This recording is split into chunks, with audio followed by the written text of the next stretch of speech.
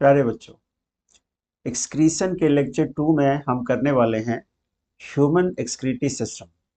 मतलब human excretory system के कौन कौन से पार्ट्स हैं उसका लेखा जोखा। तो बेटा ऐसा है कि ह्यूमन के एक्सक्रीटरी सिस्टम में क्या क्या पार्ट्स हैं।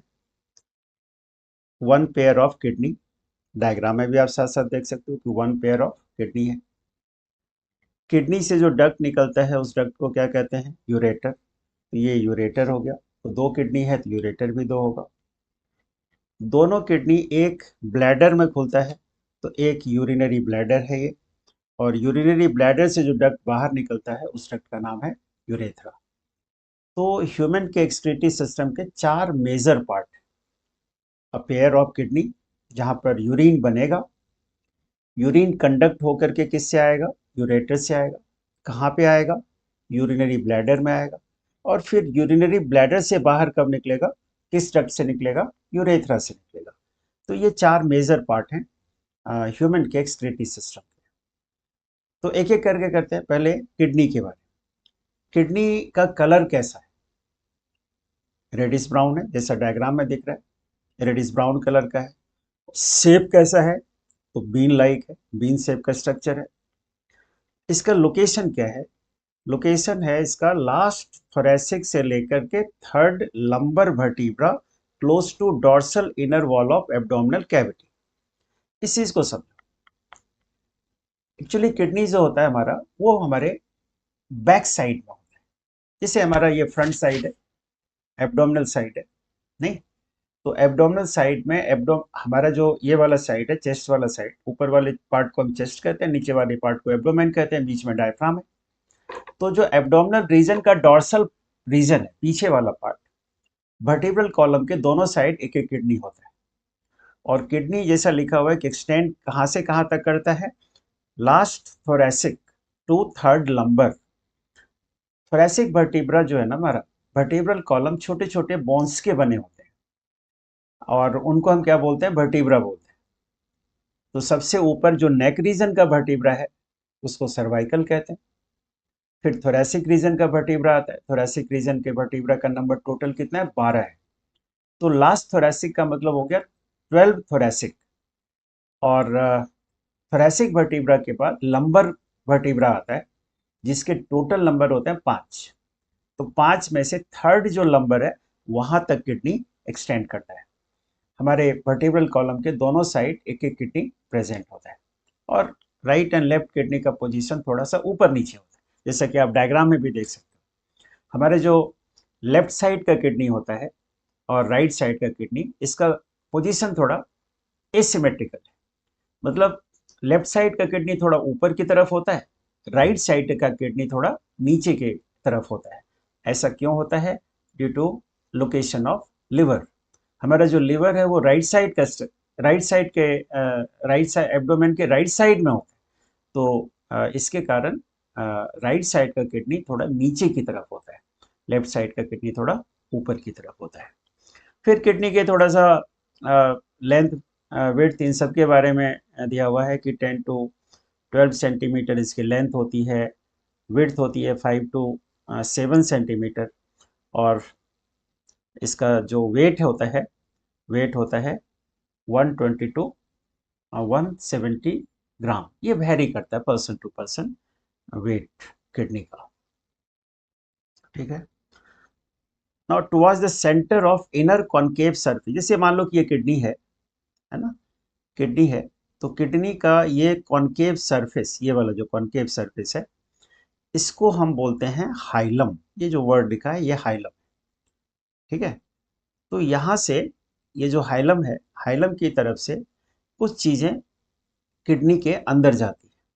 ये हम अगले डायग्राम में देखें, नेक्स्ट पेज पर एनसीईआरटी में वो डायग्राम बना हुआ भी है।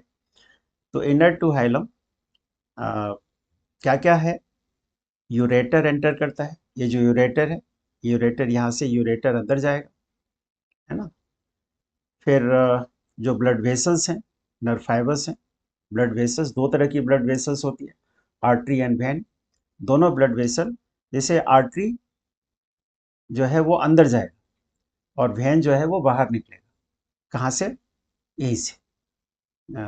ये जो कॉन्केव एरिया जिसको हम हाइलम कहते हैं।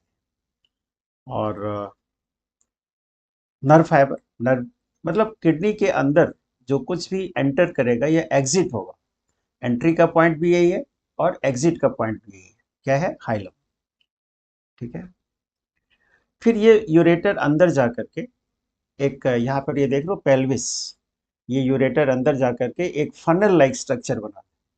इस फनल लाइक स्ट्रक्चर को हम क्या बोलते हैं, इस फनल लाइक स्ट्रक्चर को हम बोलते हैं renal pelvis with projection called calyces, है ना। अगले डायग्राम में भी हम कैलिसिस को भी देखेंगे। कैलिसिस का मतलब होता है कैविटी। अब किडनी के इंटरनल स्ट्रक्चर की जब आप स्टडी करेंगे तो जो किडनी का आउटर रीजन है वो है कॉर्टेक्स। किडनी का इनर रीजन क्या है, मेडुला, है ना। इनर रीजन को मेडुला कहते हैं, आउटर रीजन को हम कॉर्टेक्स कहते हैं। फिर मेडुला अंदर की तरफ देखोगे ना, ये अंदर की तरफ ये पिरामिड लाइक स्ट्रक्चर में डिवाइडेड होते हैं, कॉनिकल मासेस। इसी को हम क्या बोलते हैं, मेडुलरी पिरामिड्स। मेडुलरी पिरामिड्स, इन मेडुलरी पिरामिड का नंबर भी फिक्स होता है, हर एक मैमल में अलग अलग नंबर में ये होते हैं। तो मेडुला जो है वो पिरामिड लाइक स्ट्रक्चर में डिवाइडेड है। ये डिवाइडेड क्यों है इसको थोड़ा आप समझ सकते हैं इस तरह से, जैसे इसको यहाँ पर किडनी के स्ट्रक्चर को आप अच्छे से समझ सकते हैं ध्यान से। जैसे आउटर रीजन है तो इसको रीनल, इसको कॉर्टेक्स बोलते हैं। ये जो कैप्सूल है ये कवरिंग है, आउटर कवरिंग है। किडनी की आउटर कवरिंग को हम क्या बोलते हैं, रीनल कैप्सूल बोलते हैं। तो लेकिन किडनी प्रॉपर आउटर कॉर्टेक्स में और इनर मेडुला में डिवाइडेड है। ये जो स्ट्रक्चर आप देख रहे हो ये सब मेडुलरी पिरामिड्स है। ये पिरामिड लाइक स्ट्रक्चर में डिवाइडेड क्यों है, क्योंकि ये जो कॉर्टेक्स है ना, कॉर्टेक्स अंदर की तरफ एक्सटेंड करके आता है। ये देख रहे हो, ये अंदर की तरफ एक्सटेंड करके आ रहा है, ये अंदर की तरफ एक्सटेंड करके आ रहा है। ये जो एक्सटेंशन है कॉर्टेक्स का एक्सटेंशन मेडुला की तरफ, इसी को कहते हैं कॉलम्स ऑफ बर्टीनी। इसी को कॉलम्स ऑफ बर्टीनी बोलते हैं। तो ये कॉलम्स ऑफ बर्टीनी के कारण मेडुला जो है वो सेक्शंस में, कोनिकल मासेस में डिवाइड हो जाता है। और इन्हीं कोनिकल मासेस को हम क्या बोलते हैं, इन्हीं कोनिकल मासेस को हम मेडुलरी पिरामिड्स बोलते हैं।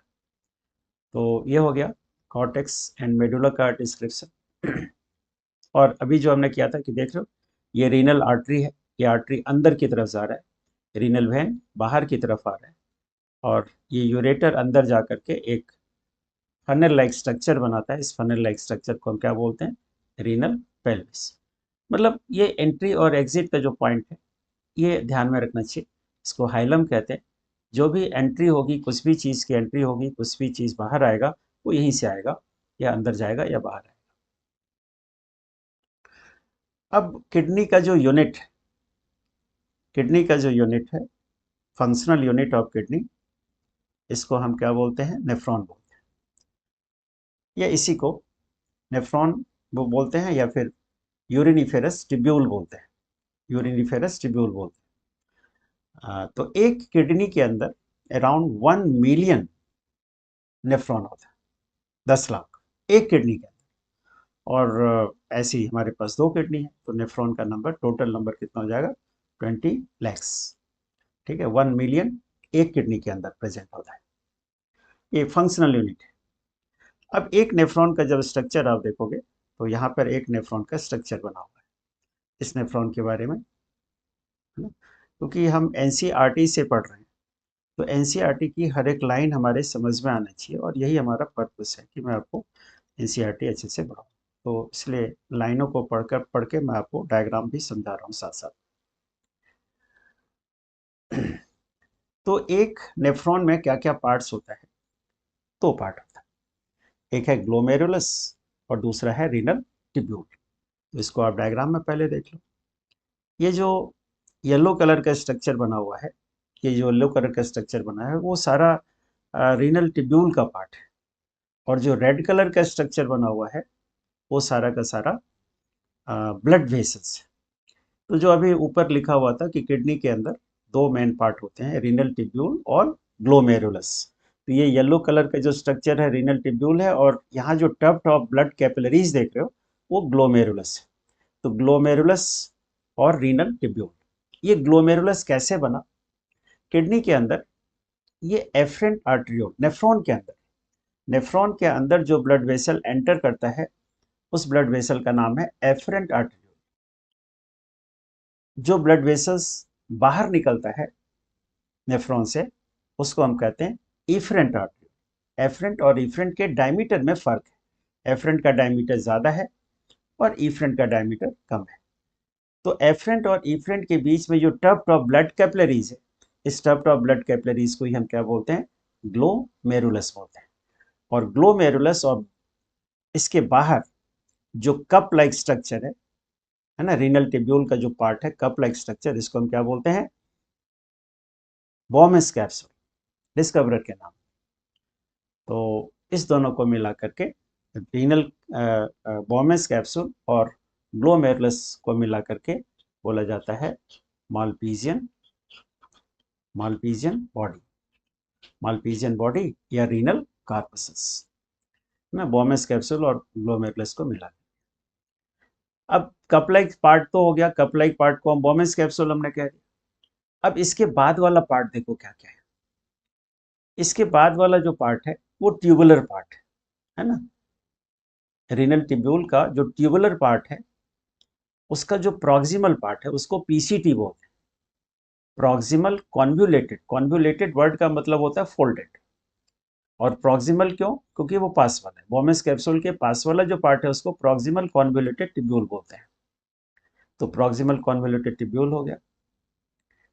फिर ये प्रॉक्सिमल कॉन्वुलेटेड टिब्यूल नीचे की तरफ आ रहा है। क्योंकि वो नीचे की तरफ आ रहा है, कहाँ से कहाँ आ रहा है?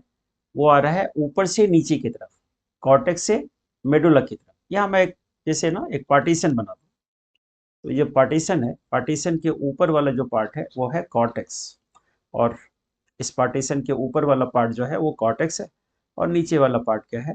मेडुला है। नीचे का पार्ट मेडुला है। तो इस तरह के सवाल भी आते हैं कि नेफ्रॉन का कौन सा पार्ट कॉर्टेक्स में है और कौन सा पार्ट मेडुला में है। तो जैसे पीसीटी है, डीसीटी है ना, मालपीजियन बॉडी है, ये सब कहाँ पर है? ये कॉर्टेक्स के अंदर। तो पीसीटी के बाद जो पार्ट नीचे की तरफ आ रहा है कॉर्टेक्स से मेडुला की तरफ, उसको हम डिसेंडिंग लिम्ब कहते हैं। और जो पार्ट नीचे से ऊपर की तरफ जा रहा है उसको हम असेंडिंग लिम्ब कहते हैं। और डिसेंडिंग और असेंडिंग लिम्ब के बीच में, असेंडिंग और डिसेंडिंग लिम्ब के बीच में एक लूप लाइक स्ट्रक्चर बनता है।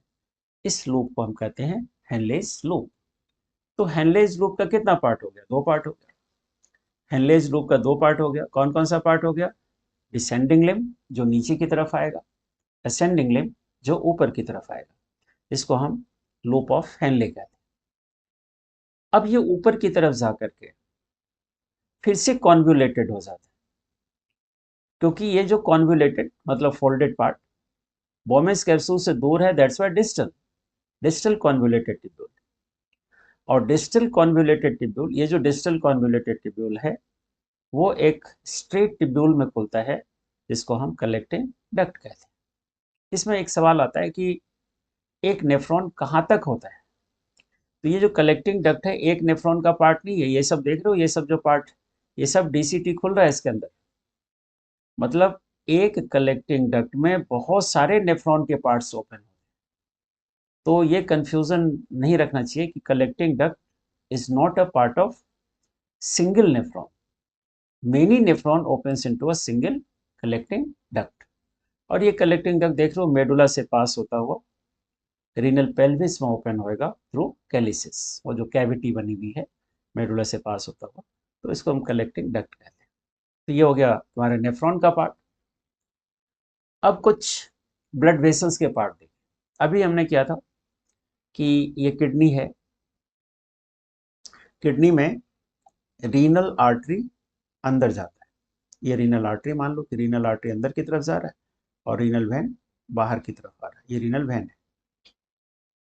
इसके अंदर कौन कौन सा ब्लड वेसल्स है? तो रीनल आर्टरी अंदर गया, किडनी के अंदर गया, और अंदर जा करके वो जिस ब्लड वेसल्स में डिवाइड होता है उसको हम कहते हैं एफरेंट आर्टेरियोल। एफरेंट आर्टेरियोल फिर बॉमेस कैप्सूल के अंदर जा करके क्या बनाता है? ग्लोमेरुलस बनाता है। फिर ग्लोमेरुलस से जो बाहर आता है डक्ट उसको हम क्या बोलते हैं, इफरेंट। ये बाहर जो आ रहा है वो इफरेंट आर्ट्रियोल है। और इफरेंट आर्ट्रियोल पीसीटी और डीसीटी है ना, ये पीसीटी डीसीटी इसके अराउंड एक क्लोज नेटवर्क बनाता है। इस क्लोज नेटवर्क को बोलते हैं, ये बुक में लिखा हुआ भी, आप टेक्स्ट पढ़ोगे तो उसमें मिल जाएगा आपको, अभी मैं दिखाऊंगा भी। इसको हम कहते हैं पेरी ट्यूबुलर नेटवर्क। तो peri tubular network, network of tubule, peri tubular network, ये कहाँ पर प्रेजेंट होता है? It is present around PCT and DCT. ठीक है, लेकिन कुछ कैपिलरीज जो हैं वो लूप ऑफ हेनले के पैरेलल भी रन कर रही है। देख लो ये रेड कलर का स्ट्रक्चर, लूप और लूप ऑफ हेनले के पैरेलल भी रन कर रही है। इसको हम क्या बोलते हैं? जो लूप ऑफ हेनले के अराउंड ब्लड वेसल प्रेजेंट होता है उसको हम क्या बोलते हैं? वासा रेक्टा बोलते हैं, वासा रेक्टा बोलते हैं। तो वासा रेक्टा, जिस तरह से लूप ऑफ हेनले के दो लिम्स हैं, लूप ऑफ हेनले के दो लिम्स हैं, डिसेंडिंग एंड असेंडिंग, उसी तरह से वासा रेक्टा के भी दो लिम्स हैं, असेंडिंग एंड डिसेंडिंग। लेकिन ये लूप ऑफ हेनले के एंटी पैरेलल होता है। जैसे ये मैं कहूँ कि ये ऊपर की तरफ जा रहा है, लूप ऑफ हेनले का ऊपर वाला लिम्ब है, असेंडिंग लिम्ब, असेंडिंग लिम्ब है।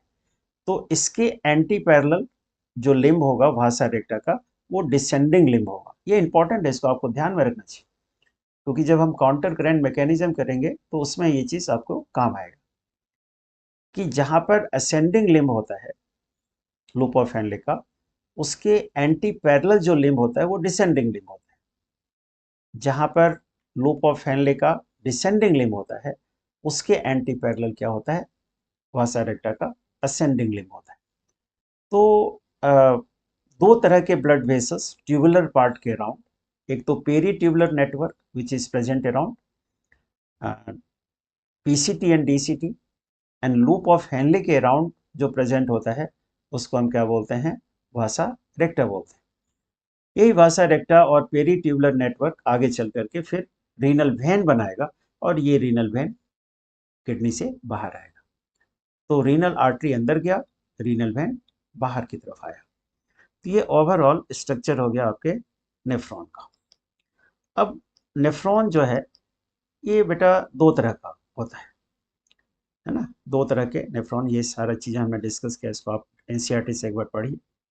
तो देखो अभी जो हमने बताया था कि the Malpighian corpuscles, PCT and DCT of nephron are situated in the cortical region. ये बहुत इंपॉर्टेंट क्वेश्चन होता है नीट का, जो आपको जरूर ध्यान में रखना चाहिए कि कॉर्टिकल रीजन में नेफ्रॉन का कौन सा पार्ट होता है और मेडुलर रीजन में नेफ्रॉन का कौन सा पार्ट होता है। तो कॉर्टिकल रीजन में नेफ्रॉन का ये सारा पार्ट होता है। मालपीजियन कार्पसस किसको कहते हैं? बोमेस कैप्सूल और ग्लोमेरुलस को मिला के बोलते हैं। तो पीसीटी डीसीटी ये कॉर्टेक्स रीजन में, whereas loop of Henle dips into medulla, medulla region में लूप ऑफ हेनले होता है ना।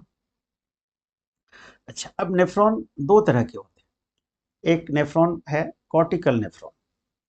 कॉर्टिकल नेफ्रॉन वो नेफ्रॉन है जिसका लूप ऑफ हेनले काफी छोटा होता है ना, very little, it is loop of Henle is too short and extend only very little into the medulla। बहुत मतलब लंबे दूरी तक नहीं आता, छोटी दूरी तक आता है। मतलब इसका जो लूप ऑफ हेनले है काफी छोटा होता है, मेडुला में बहुत लंबा पार्ट इसका एक्सटेंड नहीं करता। ऐसे नेफ्रॉन को हम क्या बोलते हैं? कॉर्टिकल नेफ्रॉन, जिनके मेजर पार्ट जो है वो कॉर्टेक्स के में है। लेकिन कुछ जो नेफ्रॉन होता है जिसको हम जक्स्टा मेडुलरी नेफ्रॉन कहते हैं, उसका लूप ऑफ हेनले काफी बड़ा होता है and runs deep into medulla. तो एक डिफरेंस कॉर्टिकल नेफ्रॉन और जक्स्टा मेडुलरी नेफ्रॉन में इस बात को लेकर के हुआ कि कॉर्टिकल नेफ्रॉन जो है उसका लूप ऑफ हेनले काफी छोटा होता है, और जक्स्टा मेडुलरी नेफ्रॉन का जो लूप ऑफ हेनले होता है वो काफी बड़ा होता है। एक डिफरेंस तो इस बात को लेकर के। दूसरा डिफरेंस है वासा रेक्टा को लेकर कि लूप ऑफ हेनले के अराउंड जो ब्लड वेसल्स अभी हमने बताया था आपको, वासा रेक्टा वासा रेक्टा प्रोमिनेंट होता है जक्स्टा मेडुलरी नेफ्रॉन के अराउंड, और जो कॉर्टिकल नेफ्रॉन है उसके अराउंड वासा रेक्टा या तो एब्सेंट होता है, या लिखा ना वासा रेक्टा इज एब्सेंट और highly reduced in cortical nephron. Cortical nephron में या तो होता ही नहीं, या होता है तो बहुत रिड्यूस फॉर्म में प्रेजेंट होता है। तो this is all about the structure of human excretory system. Human excretory system में हमने किडनी का स्ट्रक्चर किया और नेफ्रॉन का स्ट्रक्चर किया। अब अगले लेक्चर में हम इसको कवर करेंगे। कौन सा part? We will be covering mechanism of urine formation. Thank you.